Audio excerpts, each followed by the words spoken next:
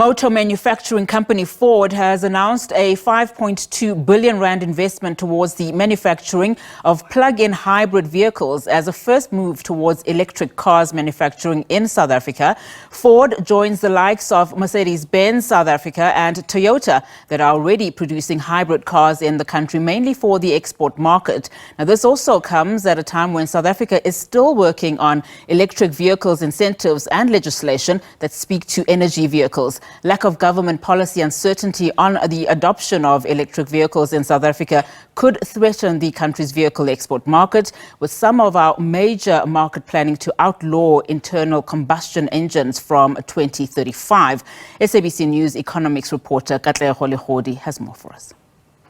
South Africa's automotive sector remains critical for the economy, and this is where we're seeing Ford position itself to really move into the hybrid space as they celebrate and mark their 100th year of existence here in South Africa.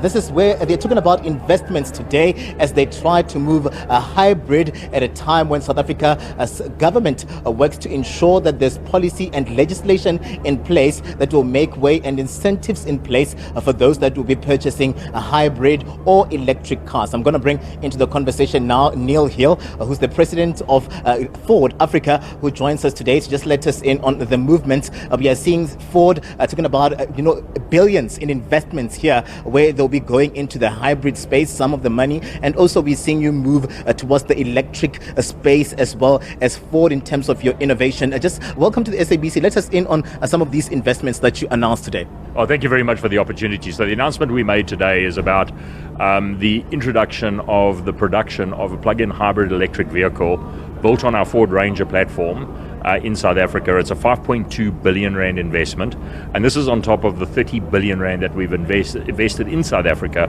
and our Silverton facility since 2011. So a very long-standing commitment. The significance of us moving into the electric space, especially with the plug-in hybrid, is allowing us to continue to service our export markets, where we're seeing those markets rapidly shifting to the space of new energy vehicles.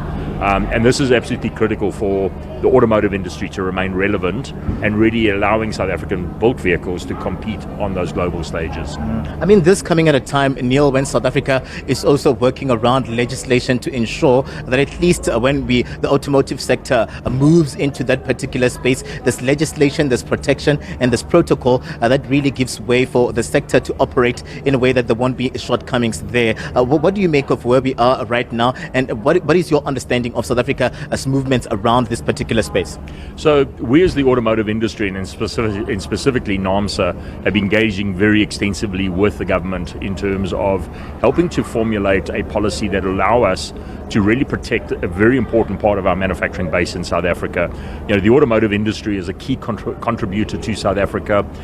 We contribute over 5% as an industry to the GDP of South Africa. And one of the things that we are all very concerned about is our future of producing vehicles, especially in scale for export, which is what the SAM 2035 program is all designed to do.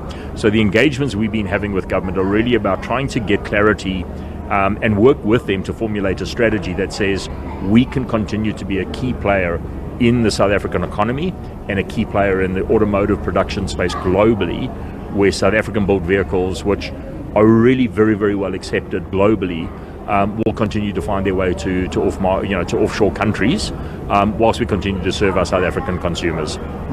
Really, we know very well that this is in the lead up to the budget speech that we'll see in February. Are you optimistic that then we'll see the Minister of Finance at least announcing some incentives here in terms of what you've been pushing with NAAMSA? We hope so. I mean, we've had very extensive engagements with government at an industry body level, but we've also had extensive bilateral agreements or discussions, I should say, both with the Minister of Department Trade, Industry and Competition, as well as Minister Enoch Godongwana from the Finance Ministry. So we're very, very hopeful that we're going to see some policy clarity and just to help us understand how we can continue to operate in the space. We've certainly engaged very proactively with our government colleagues, and something that we really are optimistically hopeful, I'm going to say it that way, about what we're going to hear in February.